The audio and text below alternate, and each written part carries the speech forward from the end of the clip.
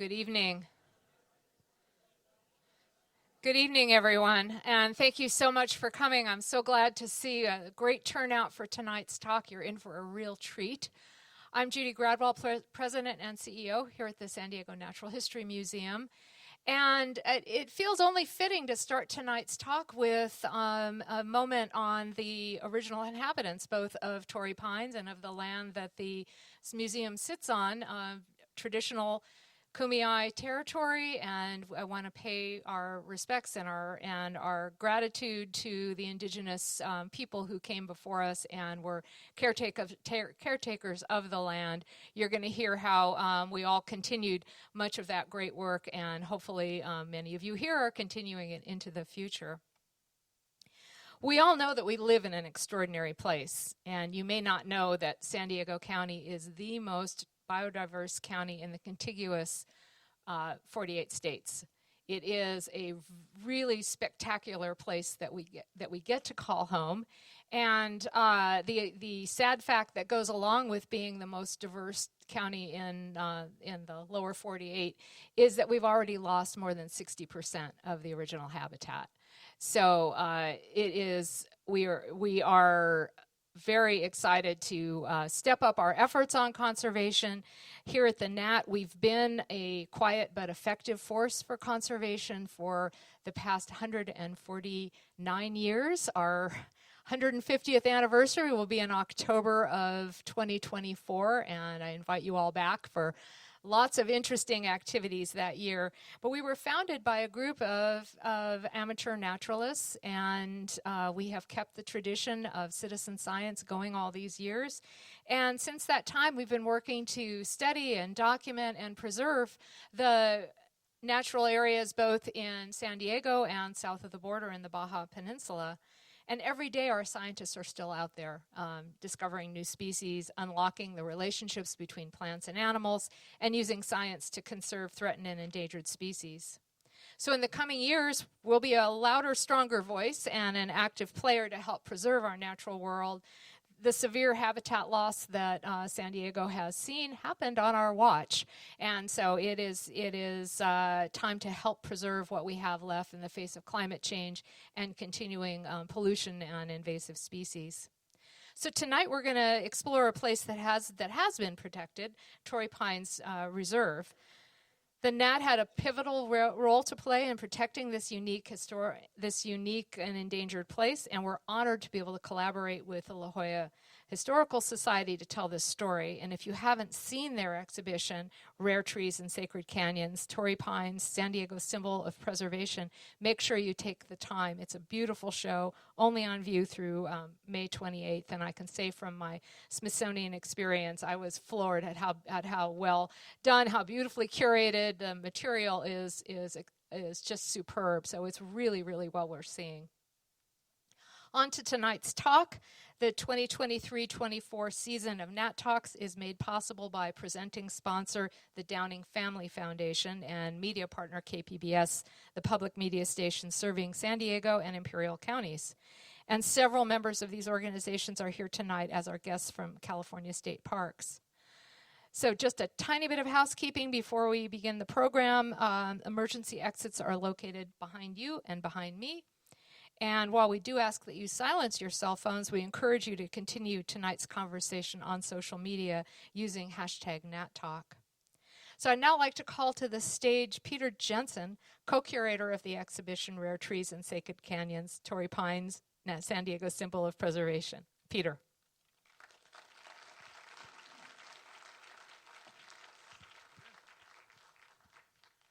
Thank you, Judy. Very, very much. It's a pleasure to be here. I'm honored to introduce this evening's presenter, photographer and writer Bill Evarts. Now, Bill and my paths have crossed many times in the last 30 years. Often a meeting with Bill can lead to hours of pleasurable conversation. Pleasurable. And, you know, we've both discussed and nuanced a lot about the natural world, and I'm pleased to hear that you're going to enjoy this talk tonight. He has combined his skills as a photographer and author into a long and successful career. He's a Stanford graduate who majored in the classics. He is learned and precise. Sorry about this, Bill. Humble and gifted with a wry sense of humor. A description that I often find holds true for everyone who loves natural history and sitting by a campfire for a few hours now and then. Bill has a long relationship with the San Diego Natural History Museum. I'm sure you're going to hear about some of that tonight. Enjoy, because it is a long and fruitful and fascinating relationship with the museum. But that's not the whole story about Bill, not at all. Bill was on the board of counselors for the Torrey Pines Association, now known as the Torrey Pines Conservancy, for many years. Bill's love of wild and exceedingly remote places in Baja California led him and his wife Sue to go far beyond the old saying, take only photographs, leave only footprints. They founded Amigos de los Californios in 1996.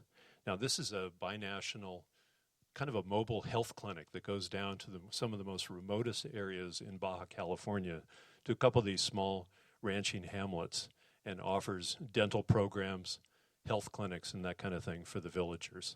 It's a fascinating program. Bill once described his work as a way to share places that have lifted his spirit. Bill, we look forward to you lifting our spirits tonight. Please welcome Bill Evarts.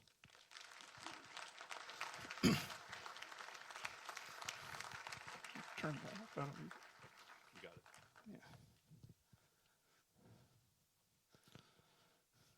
Thank you, Peter. You're quite a wordsmith and always a tough act to follow.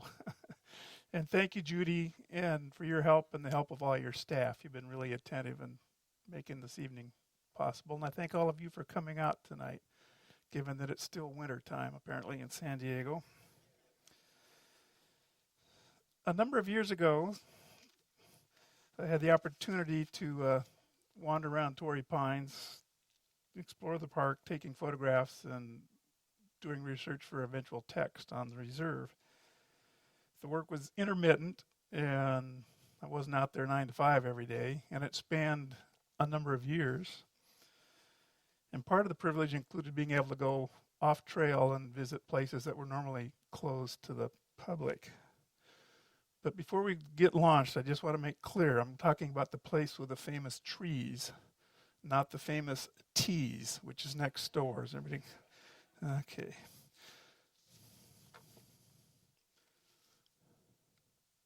Click. All right. Some of you probably have attended weddings at Torrey Pines, or maybe scattered ashes of loved ones, or just walked along the headlands trails or along the beach seeking solace or just needing to recharge your batteries. I think many would agree that Torrey Pines is a special, I dare say, sacred place.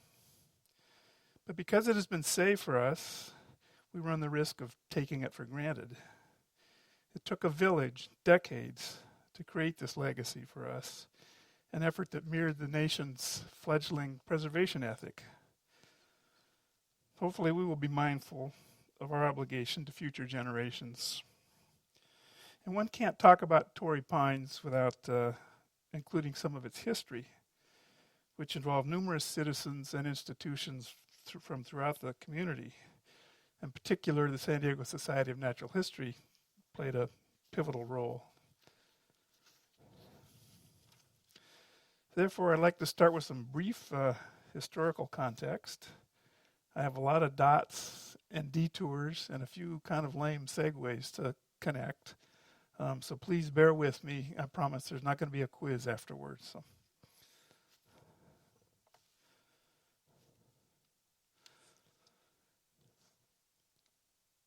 So by way of really brief recap, Torrey Pines are the relics of a coastal woodland that diminished following the last ice age. Although not the rarest pine in the world, it is considered America's rarest pine because they're so few in number, and there are only 2 endemic populations here in the Del Mar area, Torrey Pines, and on Santa Rosa Island, 175 miles north of here. Actually, it's a slight variant, a subspecies. counts vary, but approximately 7,000 to 8,000 trees surviving between the two sites, and that number varies over the years. Beginning about 11,000 years ago, human beings began arriving in Southern California. And based on archaeological evidence and oral tradition, native populations have lived near or around those stands of trees for most of that time. And the region today remains important to the Kumeyaay people.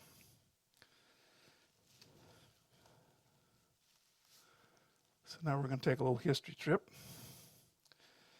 The first Europeans to note the trees were sailors of the Spanish Manila galleons that began sailing down the California coast on the back leg of their trans-Pacific trading trip, which took 7 or 8 months, starting in Acapulco and then crossing the Pacific and coming back. And they started doing this in 1565. The pines were a distinct landmark, mainly because there's no other place for hundreds of miles along the Baja or Southern California coast where there are any trees right at shoreline. So these were distinct, and they were, because they're up high, they were easy to see from a distance. On sighting the forested headlands, the good news was the worst of the sailing was behind you. And if you needed a pit stop, get some water, firewood, or make repairs, San Diego Bay was just a short sail down the coast. The bad news was you still had several thousand miles to go, and there might be English pirates waiting for you at Cabo San Lucas. So this was sort of, when you saw the Torrey Pines, this was the last chance to top up, rest up, and buckle up. In 1602, Sebastian Vizcaíno, who had been a veteran of several of those early voyages and had been the victim of a pretty major pirate attack off of Cabo, was commissioned to sail north up the California coast and look for safe harbors and stuff where the Manila galleons could come ashore. And at the top of the chart here, this is his chart of San Diego. And you can see here's San Diego Bay, and this is Mission Bay, and the Cornwallis Islands. And then way up here at the bend, it says Punta de Arboleda. And that's pretty much where Torrey Pines is. And so this is sort of the first documented notation of Torrey Pines that survived. I mean, there are other sailors that may have left charts indicating it, but this is the only one we know about. So now we're going to fast forward to 1846, when the United States unceremoniously declared war on Mexico, which had recently gained independence from Spain. The war was essentially a really brazen land grab. After its conclusion in 1848, the U.S. acquired California and, oopsie daisy, sorry, Earth calling Bill. So you can see here's California, but we acquired all of this land and over into here, and Texas was thrown in, and this is actually bigger than the Louisiana purchase. And as part of the settlement, they called for a commission to determine the new border. Charles Perry, who was a medical doctor, he was assigned the Boundary Commission to be the official botanist. He got the job from the patronage of eminent botanist John Torrey at Princeton. And Torrey wanted Perry to go kind of as his proxy so that Perry could snag a lot of specimens before the competition did, so they'd all get funneled back to Torrey. And his official chores ended in about 1850, but he hung around San Diego, and he got an assignment to go look for coal deposits somewhere around Del Mar in the cliffs. And an entomologist, John LeConte, who was visiting San Diego, mentioned to Perry that he'd been up there and there's some kind of interesting trees. So Perry went up, found the trees, and realized they're probably new species and wanted to name them after his mentor, Torrey. So that's why they're called Torrey Pines and not Perry Pines. And it appears from his field notes that he actually first encountered the trees in southern part of Del Mar, north of the lagoon, not where the reserve is today. And this is the original herbarium sheet made from Perry's specimens that he sent back to Harvard. So because Perry documented the plants, described them, collected samples, he gets credit as being the person who officially discovered the Torrey pines. And now we're going to fast forward another 25 years, and this is greater downtown San Diego in the mid-1870s. It had a population of about 3,000 people. And as Judy mentioned, a local attorney named Daniel Cleveland, who was an amateur botanist, he specialized in lichens and sages. He and about 8 of his friends established the San Diego Society of Natural History in 1874. Several species bear his name, including Cleveland sage, which grows at the reserve, and it was named in his honor by Asa Gray, whom he'd been sending specimens to at Harvard. And it was named in 1874 in his honor, same year the society was formed. And this is the Cleveland sage. And if anybody grows native plants, this is a no-brainer. It's bomb-proof, it's gorgeous, and it takes a lot of abuse. So Charles Perry went on to become a distinguished botanist, and he also became a friend of Cleveland here in San Diego. In 1882, Perry revisited San Diego and advised the young society on how to become a little more professional. They had a lot of these enthusiastic guys, but they really weren't sure quite what to do. So he encouraged members to focus on preserving local habitats, protecting rare plants. He suggested they acquire a building of their own, publish their proceedings, and start a library of scientific journals. And he even went so far as to encourage the society to include women, since they would be better at organizing regular meetings, social events, and excursions. So a year later, Perry reports on the danger to Torrey pines and urged the society to acquire land around them to protect them. However, no action was taken.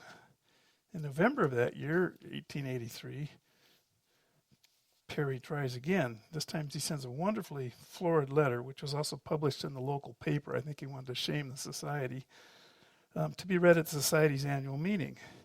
In it, he challenged the society and the city to do something to save the Torrey pines.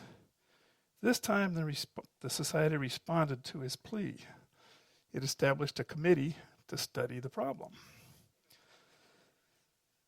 But later in the year, the committee also persuaded the city to pass a law providing for perpetual protection of the trees, which were within the city limits. I don't know if you know, but the city limits go all the way up to Torrey pines. And that's a whole other long story why that is. And they also drafted a letter to the U.S. Congress asking that the San Diego Society of Natural History be granted as official guardians of Torrey pines. Yeah. But within a few months, the committee lobbied the city to also pass an ordinance offering a $100 reward for catching anybody who was damaging Torrey pine trees. And this resulted in the eventual posting of signs up around Torrey pines.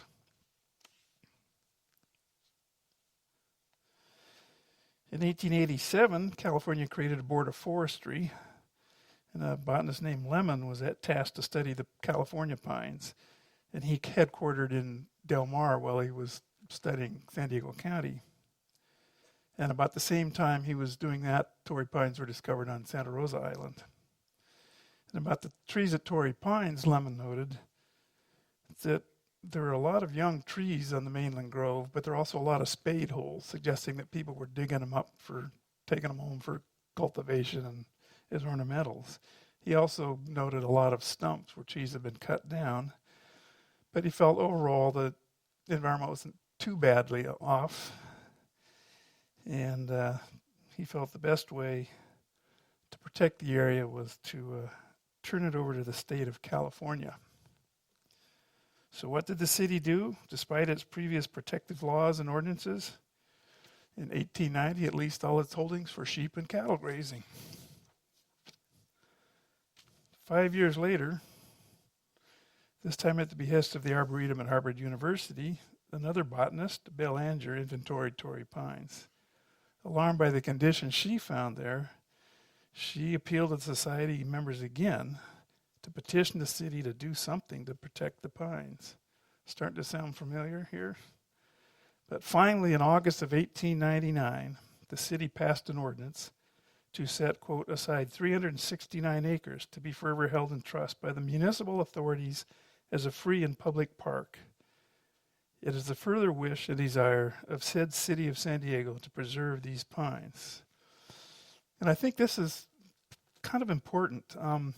This was possibly the first such park in the country set aside for recreational as well as environmental reasons by a city within city limits. Unfortunately, the richest and most scenic lots at Torrey Pines lay just north of the new park and had been sold to a private interest about 30 years before. Nevertheless, it appeared that Perry's advocacy was beginning to finally pay off. It also proved his earlier assertion that if you want to get the job done, ask a woman. Although he discovered numerous plants across the West, many of which bear his name, there's only one at the reserve I'm aware of. John Redmond can correct me on that. I'm sure he will. And this is Perry's Larkspur. And one of Guy Fleming's old maps, there's a little notation that said Larkspur Cove. And I walked by there 100 times, and one year I found about 6 little plants there.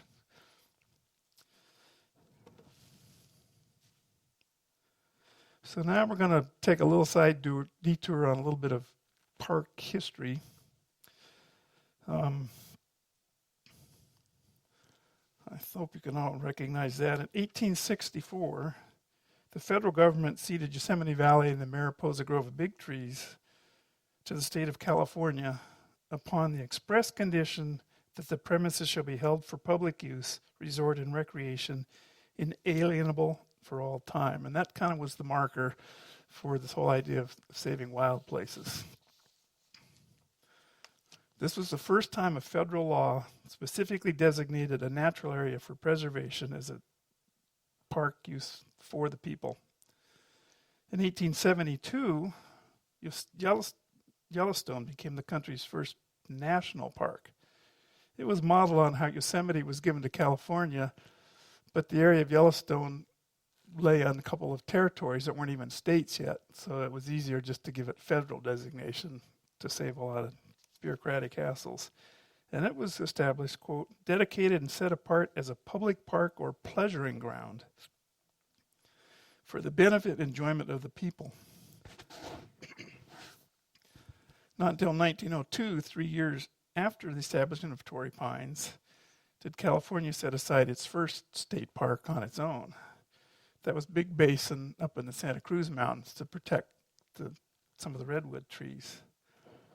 And it was established, quote, for the honor of California and the benefit of succeeding generations. So now we're going to go back to Torrey Pines, circa 1899. And following the ordinance creating the new park, a wagon road was extended into the area. Not only was it now easier to get up there, it offered clean, sandy places to camp and a source of firewood to help ward off damp and onshore breezes and fog. So all you needed was a tent and a wagon and a team of horses, and you could have the place to yourself.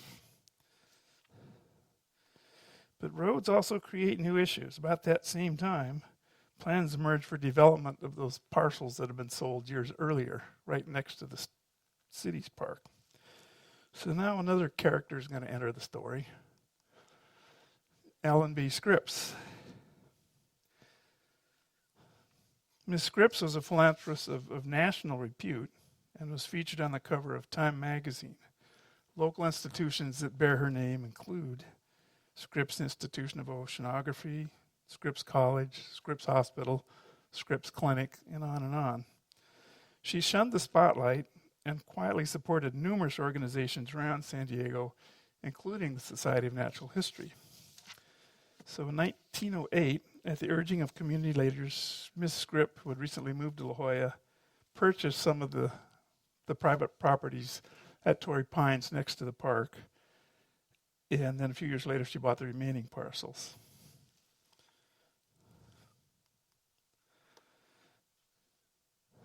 Her purchases were well timed because about 1910, the old wagon road was graded, improving the route between Del Mar and La Jolla. And 5 years after that, the road was paved. On paper, at least, there was still a public park, and Ms. Scripps had saved the adjoining Torrey Pines to protect them from development. Now we're going to introduce another character. This is Guy Fleming. He showed up in San Diego in 1909 and worked as a gardener for the Little Land Colony, which was an ag-based utopian community in San Isidro. In 1914, he joined the Society of Natural History, and a year later, he got a nursery job working for the Panama Exposition here in Balboa Park. And in the process, he became quite an expert on native plants and propagating them. After the exposition, he and another man named Ralph Sumner went on a botanical survey at Torrey Pines on behalf of the Society and the San Diego Floral Association. They discovered even greater botanical diversity than previously known. They also reported heavy use of campers, and a lot of wood is being cut down. They figured there are only about 200 trees left in the mainland grove. Their report rekindled movement for stricter preservation efforts. Fleming felt that the area should become a national park. And after his survey in 1916, he wrote a long letter to Ms. Scripps. And he noted that he'd been appointed by the Floral Association to work out plans for protecting the trees. I don't know if that was true or not. He pointed out that there were only a few trees in the actual park and all the good stuff was on her property. He said he had permission from the city to put up educational signs, names of trees, and so forth along the trails, along the trailheads. And he wanted to do the same on her property. He also hoped that she would remove all the billboards on this new paved road that went through her property, since, quote, they detract very much from an otherwise beautiful spot. Or she should at least require that they be compatible with the environment, so that they, quote, be more in keeping with the landscape and the spirit of the place. As a long shot, he even asked if she would, quote, favor turning over the entire forest to the government as a national monument. Apparently she agreed, and up went more signs. About the same time, Ms. Scripps started making regular donations to the society. In 1920, she made a huge donation so that the society could buy a building on Balboa Park and establish its own museum. And fully supported the museum in Torrey Pines, Ms. Scripps then hired Guy Fleming in 1921 as a custodian of her property and that of the city's park property. The entire area was designated as a reservation and called Torrey Pines Preserve. So now the region is renamed, has lots of signs, and an official caretaker. Also at this time, the society hired a new director the director of the museum named Howard Cleves. And a few months later, they hired Clinton Abbott as an educational assistant director Cleves.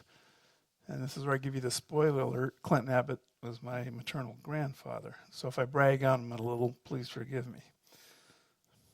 Cleves and Abbott were colleagues through East Coast birding organizations and had collaborated on a book on the ospreys a decade earlier. Abbott's main love was bird lore and bird photography. He had participated in the first Christmas bird count in Central Park, and he introduced the annual tradition to San Diego on the West Coast. So here's a picture of Clinton Abbott circa 1905 or so on one of his birding outings. This is from a hand-painted glass lantern slide. You notice his tripod lashed to his handlebars, and he's got his camera bag over his shoulder. And I'm not sure quite where he was going, that he needed goggles and humongous gloves and leather leggings, but this is probably one of the first prototypes of what became the Indian motorcycle line. It looks a lot like some of the e-bikes you see today.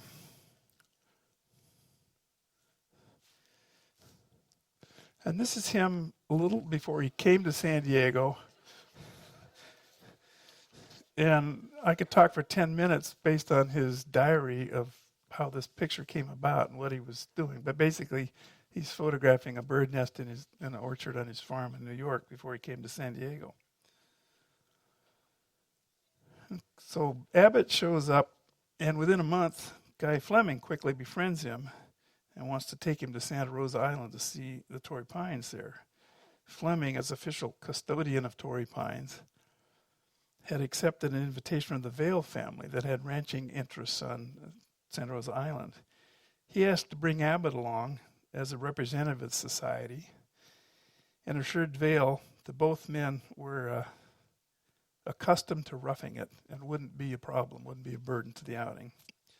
He also wrote that this trip would help them, quote, fulfill our mission, that of getting a complete record of the Torrey Pines as humanly practicable. Within a year, Cleves quit, and Abbott was promoted as the museum's director. Apparently, Cleves had gotten crosswise with the board and frequently run over budget, which didn't sit well with Miss Scripps, who was making regular donations. The same year, she financed the construction of the Torrey Lodge at Torrey Pines. It was built on city property and donated to the city. And in 1923, the lodge opened, and it's celebrating its centennial this year. Notice there are not a lot of pine trees around right now. The next year, 1924, the Parks Commission and interested groups prevailed upon the city to enlarge its parks holding. The preserve was expanded to about 1,000 acres, effectively surrounding Miss Scripps's prime inholdings. In response, she amended her will to give her property at Torrey Pines to the city so the park could be complete.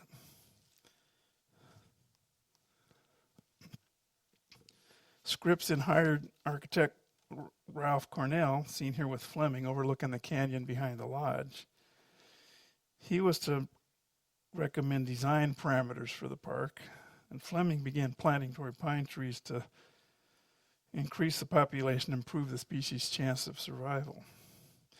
A little bit later, she also let Fleming build a private residence on her portion so that he could be more hands-on. It now seemed that all was secure. The park had been greatly expanded. The city knew it would get Scripps land via her will, and Guy Fleming lived on site to protect the trees and educate the public. Nonetheless, no surprise here, it didn't take long for commercial interest to propose building a new road along the cliffs above the beach that would bypass the old curvy road and create a direct route up to the mesa. And this would have just shredded the cliff, filled the canyons with fill, and built a bridge. Would have bypassed the lodge and wouldn't have accomplished anything and would have eroded within years anyway. So outraged officials established the League to Save Torrey Pines Park and produced an anti-road brochure. And on one of their panels, it posed the question, is the danger to the park very pressing? And then, of course, answered its own question, so pressing that only immediate and emphatic expression of public disapprobation can save this heritage of the people from a defilement which will bring upon its perpetrators the condemnation of generators yet unborn. About the same time, an article appeared in the newspaper that suggested or implied that Miss Scripps was behind this project. So dear grandfather, Director Abbott, wrote her a letter and expressed his puzzlement at her apparent support. In part, he wrote, although I had visited the Pines so many times before, in fact, counting the museum groups I take up there, I doubt if any of our citizens visit them more often than I. and I was more than ever impressed with the unique beauty and charm of the setting. He concluded by writing, "I hope I am not being officious, but merely as a lover of unspoiled nature. I appeal to you to use your influence in keeping the jaws of the steam shovel out of Torrey Pines Preserve." Well, this letter must have been kind of rough for him to write, because only a few months before he'd gone to her Hat and had to explain to her that the museum was basically broke and needed a big chunk of money to build a new building. She made a large donation along with other contributions from others in the community, and a museum was built. It opened in 1933, which is where we are here tonight, with a few obvious modifications, many of which were done when McHager was director. And my mother recalled that everyone in the Abbott household kind of walked on eggshells prior to her father's going to tea with Miss Scripps, given his obvious discomfort and asking for continued financial support. Fortunately, the Clift Road was never built. The city sought a compromise, and despite Abbott and other pro-park advocates that urged a new road should be routed far to the east, what is now North Torrey Pines Road was constructed, cutting the reserve irreparably in half. Speaking of roads, we're going to take another little detour because there was some good news going on at Torrey Pines besides a road bifurcating it.